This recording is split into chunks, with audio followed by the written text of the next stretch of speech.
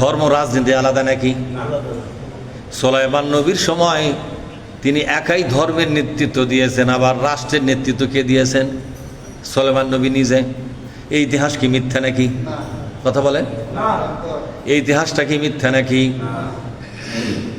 একদিকে তিনি ধর্মীয় নেতা ছিলেন সুলাইমান আলাইহিস সালাম, ওই একই ব্যক্তি রাষ্ট্রের রাষ্ট্রপতির দায়িত্ব পালন করেছেন। তাহলে কি বোঝা গেল? ধর্ম রাজনীতি আলাদা না একই জিনিস? কোরআন শরীফের দুইটা শাখা, যেরকম কয়টা শাখা? আল্লাহর কোরআনের আলোচনাগুলো দুই শাখায় বিভক্ত। এক নম্বর শাখা হলো ধর্ম, আর এক নম্বর শাখা হলো রাজনীতি। একটা রাজনীতির অধ্যায় আর একটা ধর্মের অধ্যায়। ধর্মের মধ্যে পরে হলো নামাজ, রোজা, হজ, যাকাত, কালেমা, জেকের ফেকের, দান খয়রাত, আছে না নাই? যেরকম। আর রাজনীতির মধ্যে পড়ে রাষ্ট্রীয় বিধান, আদালতের বিধান, অর্থনীতি, শিক্ষানীতি, যুদ্ধনীতি, বন্দিনীতি, পররাষ্ট্রনীতি, এগুলো রাজনীতির অধ্যায়। দুটোটা অধ্যায় আল্লাহর কোরআনের মধ্যে ভরা আছে।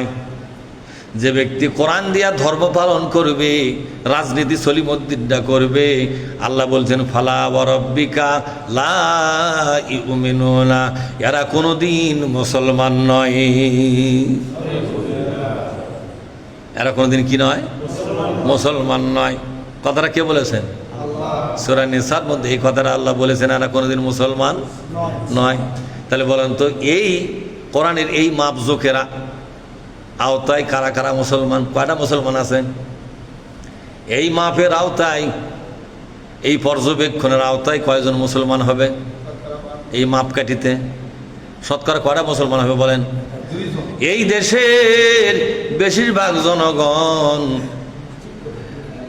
এই দেশের বেশিরভাগ জনগণ, বেশিরভাগ মুসলমান সলিমুদ্দিনের দল করে। করে কেনা? জোরে কন। এরা তো মানুষের আইনের দল করে, পার্টি করে। এদের ইমান চলে যাবে, এদের ইমানটা শেষ হয়ে যাবে। তা আল্লাহ তাআলা বলছেন মক্কার শয়তানগুলা, এখানে শয়তান বলতে বোঝানো হয় মক্কায় সেই সময় যারা ক্ষমতায় ছিল তারা, এবং ক্ষমতায় যাওয়ার জন্য বিরোধী দল হয়ে আছে তারাও। দুটা দলই বিশ্বনবীর বিরুদ্ধে লাগা গেল, বিশ্বনবীর সাহাবার বিরুদ্ধে লাগা গেল। কারণ হলো বিশ্বনবী ঘোষণা দিয়েছেন আইন চলবে কার? আইন আল্লাহর চলবে। আর বিশ্বনবী হবে সকল মানুষের একমাত্র নেতা। সব নেতাকে বাদ দাও, সব নেতাকে ফেলে দাও, এক নেতাকে খাড়া করো। সেই নেতার নাম কি? মুহাম্মাদুর রাসূলুল্লাহ সাল্লাল্লাহু আলাইহি ওয়াসাল্লাম। নবী যখন থাকবেন না তখন নেতা কে হবে? সে কথা আল্লাহই বলেছেন। নবী যখন থাকবেন না তখন নেতা হবে ওয়া উলিল আমরি মিনকুম। বলেন ওয়া উলিল আমরি মিনকুম।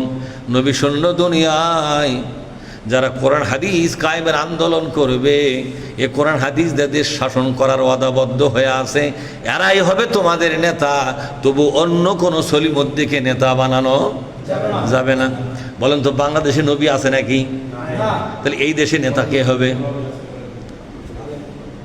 সব আলেম কি হবে? সব আলেম তো হবে না। কিছু কিছু আলেম আছে যারা আলেম হইয়াও সলিমুদ্দিনের দল করে। করে কিনা? জোরে কর। যে আলেম মানুষের দল করে, পার্টি করে, সে আলেমের ইমান আছে না গেছে? জোরে বলুন। সে আলেমের ইমান আছে না গেছে?